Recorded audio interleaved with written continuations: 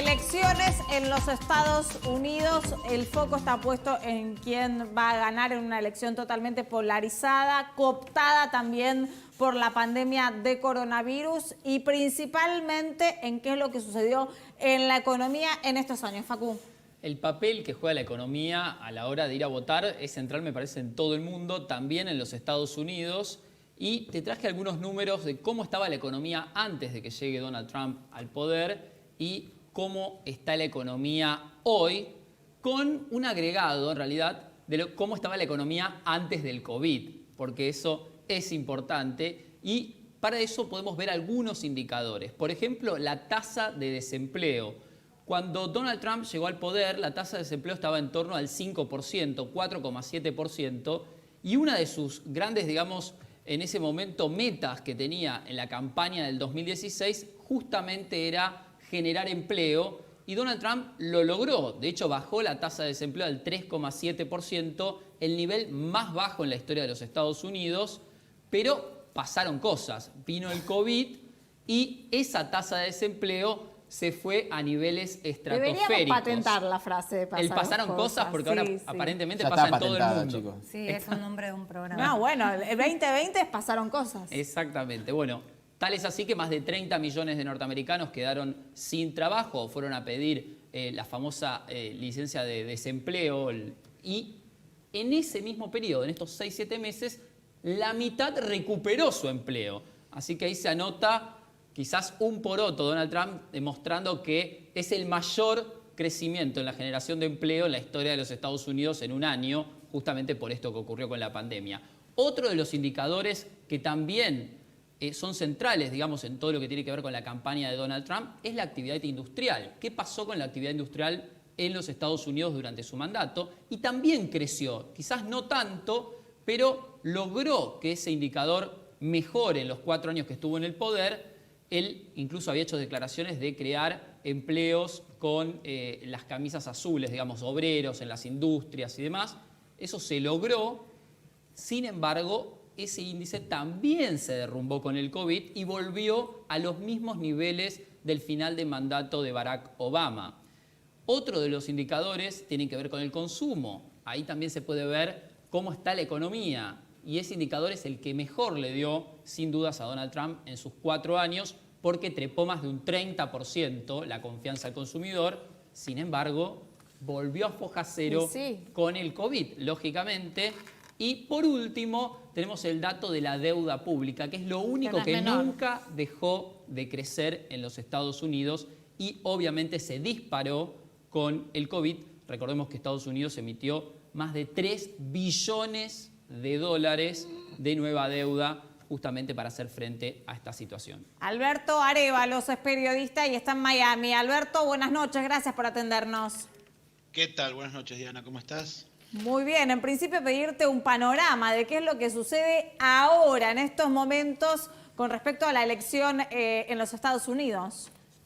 Están contando los votos, realmente casi la mitad del país todavía se está votando por la diferencia horaria. Ahora en este momento son las 6:20 en California, en toda la costa oeste. Hay muy pocos estados que ya, digamos, se sabe cuál es la tendencia segura.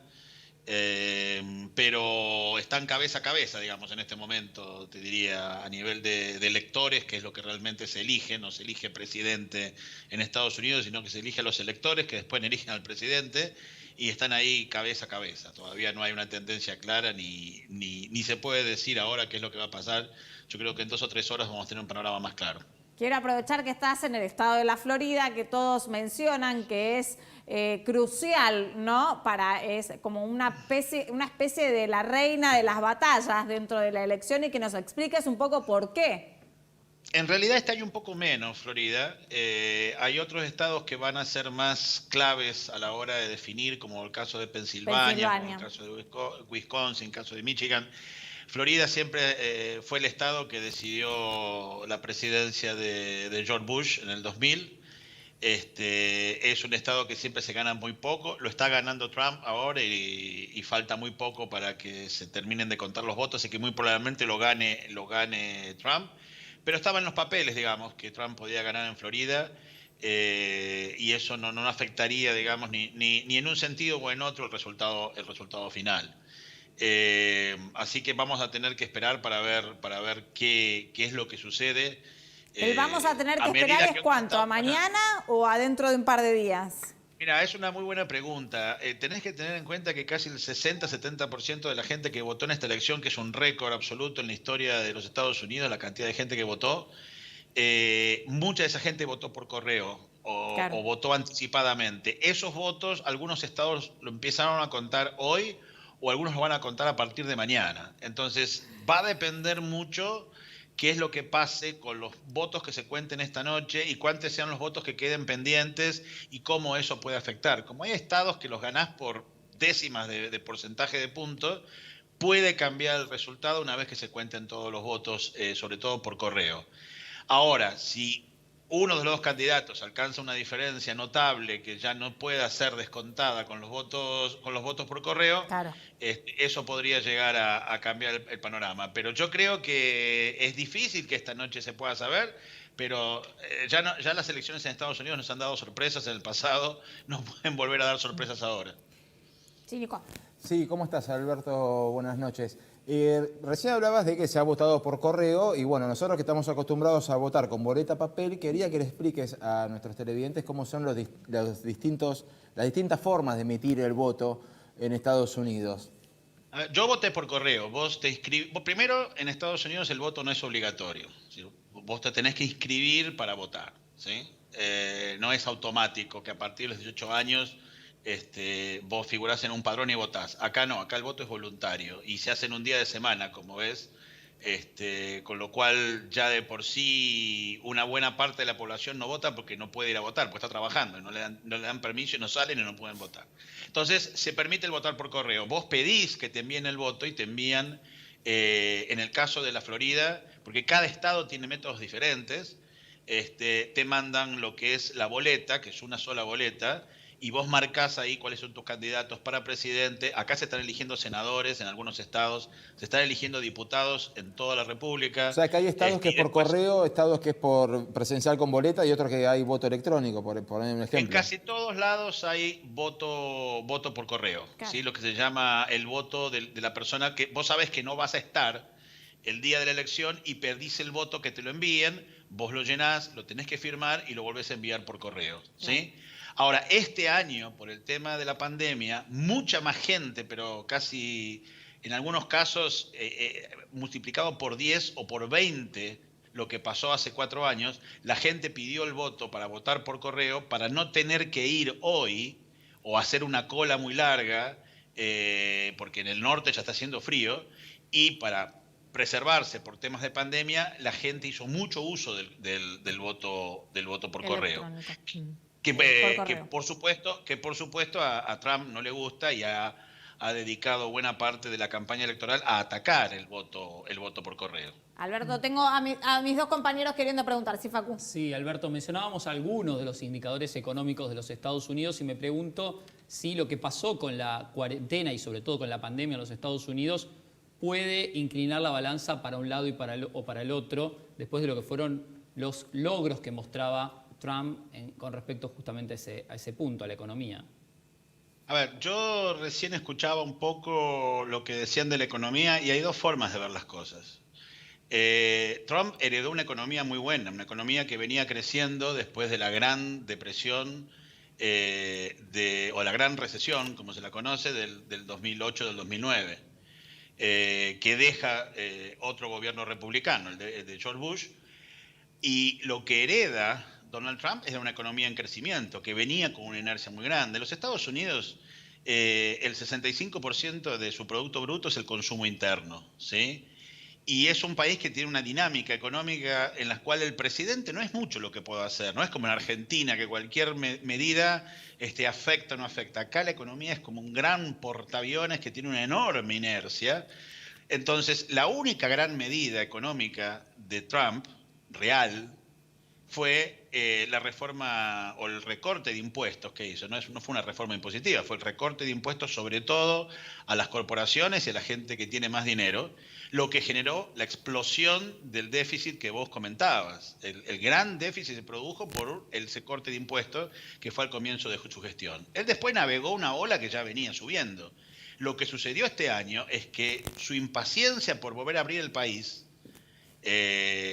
por temor a que la economía se le viniera abajo, lo que generó fue que la pandemia se extendiera y es muy fácil darse cuenta. El 5% de la población vive en Estados Unidos y acá hay casi el 25% de los muertos de todo el mundo. Eso ya te da una pauta de lo mal que se manejó el tema de la pandemia, y eso sí afectó la economía doméstica de alguna manera, porque afectó a los restaurantes, porque afectó a las pymes, porque afectó a un montón de sectores, sobre todo en las ciudades y en las ciudades más chicas, que generaron eso. Entonces, él no generó empleo, en realidad el empleo cayó verticalmente, y después cuando se abrió, la gente, es decir, muchas empresas que habían echado gente, o pequeñas empresas sobre todo, que habían echado gente, volvieron a contratar. Pero eso no es producto de su habilidad para generar empleo, sino que fue un producto del rebote de la economía lógico.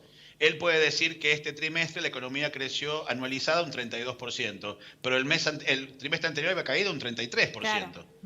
Entonces, es como uno a veces toma la foto y no la película de todo lo que ha sucedido. Entonces, el país no está, digamos, en una recesión en este momento, pero sí la economía no está funcionando como debería funcionar, porque Trump y los republicanos fallaron en hacer un segundo plan de estímulo, como se había hecho en marzo, porque no se pusieron de acuerdo. Los demócratas habían propuesto un plan de casi 3 trillones, como se dice en Estados Unidos, 3 billones, sí, en castellano, y la Casa Blanca propuso 1 billón.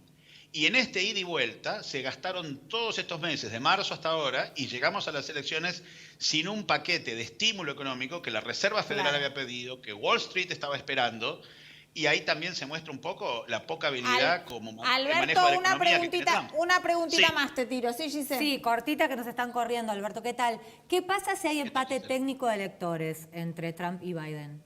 Muy buena pregunta, eso lo define la Cámara de Representantes. Y si es así, gana Trump porque se elige por la cantidad de delegaciones que hay representando a los diferentes estados, no por la cantidad de diputados precisamente. Y él tiene en este momento una ventaja de 2 estados frente a los demócratas, y en ese caso ganaría. Pero es difícil que haya un empate sí, en electores. Como está la cosa, o gana uno o gana el otro. Alberto, gracias. Seguramente te vamos a consultar nuevamente. Esto va a llevar para varios días, precisamente. Ya tengo conectado a Oscar Laborde, que es presidente del Parlasur. Oscar, buenas noches. Gracias por atendernos. ¿Qué tal? Buenas noches. ¿Cómo están? Nos gustaría hablar de la región con respecto a los Estados Unidos y su elección. ¿Qué implicaría un nuevo mandato de Donald Trump? ¿Y qué es lo que sería en el caso de Joe Biden ganador? A mí me da la impresión que no habría grandes cambios en caso que gane uno u otro. Seguramente sí para la política interna de los Estados Unidos, no para la región. Me parece que hay una decisión de Estado, diría yo, por parte de los demócratas y los republicanos. Así que más allá de la simpatía o la antipatía que puede generar sobre todo Trump, no veo que haya modificaciones en perspectiva en nuestra región, sobre todo en Sudamérica. Yo te conté, boluda, que... Sí, Giselle. Sí, yo te voy a hacer una pregunta, ¿qué tal, Oscar?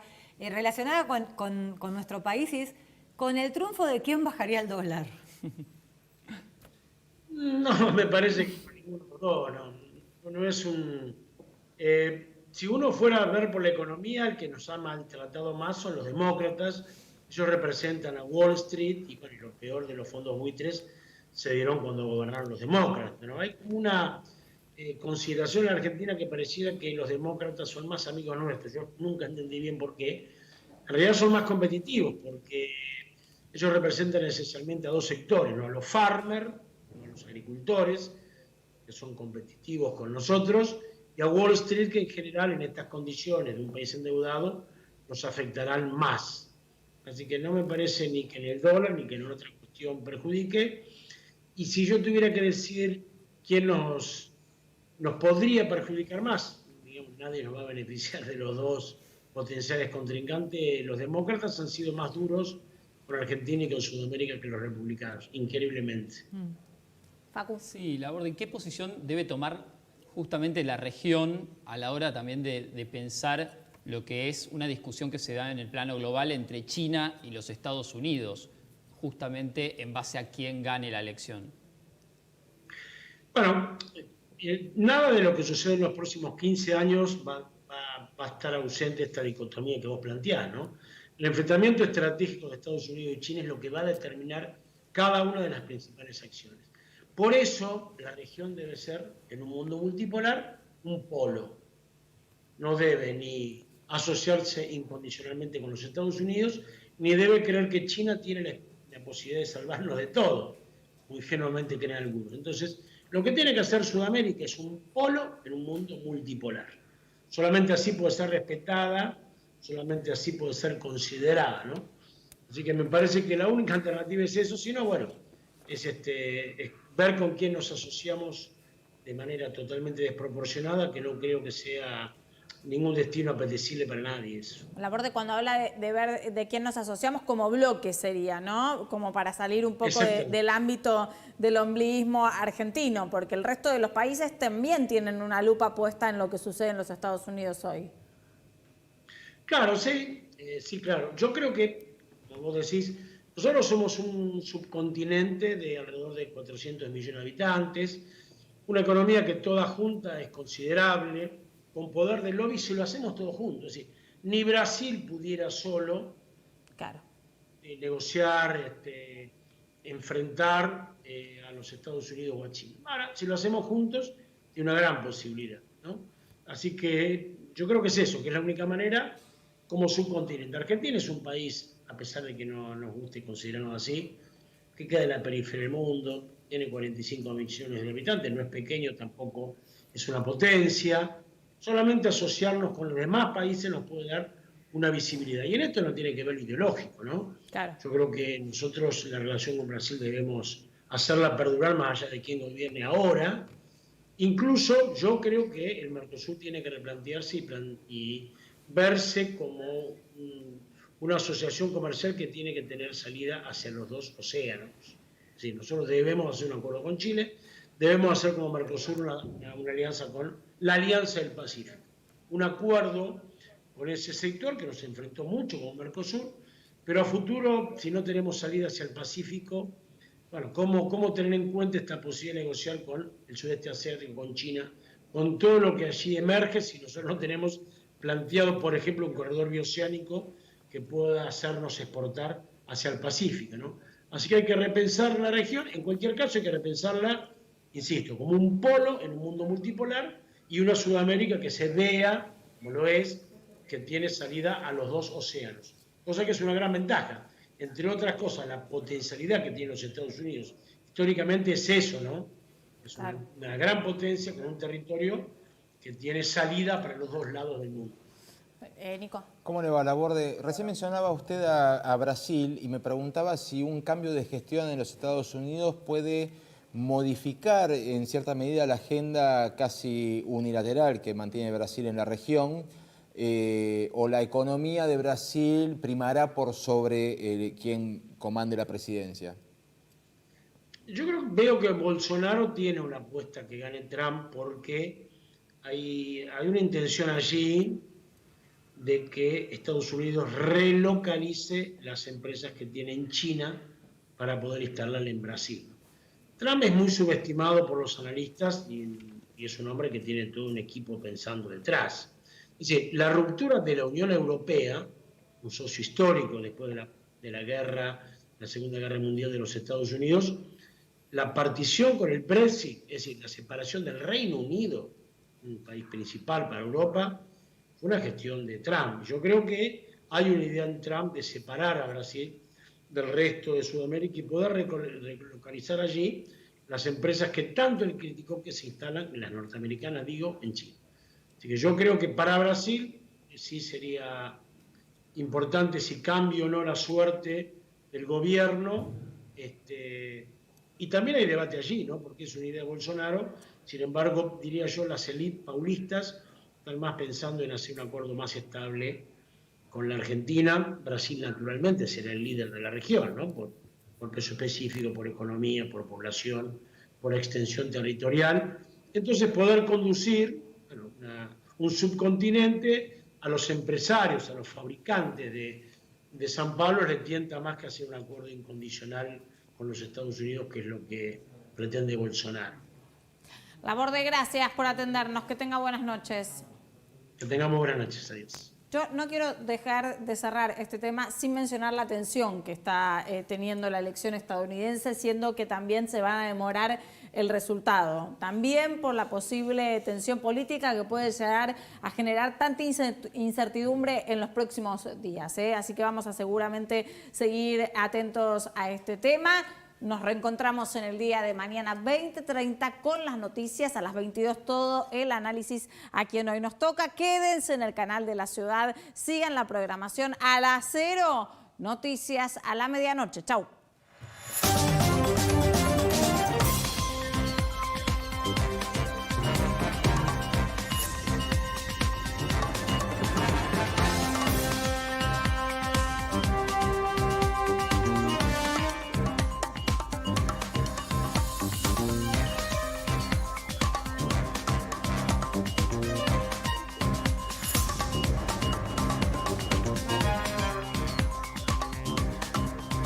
Cuídate.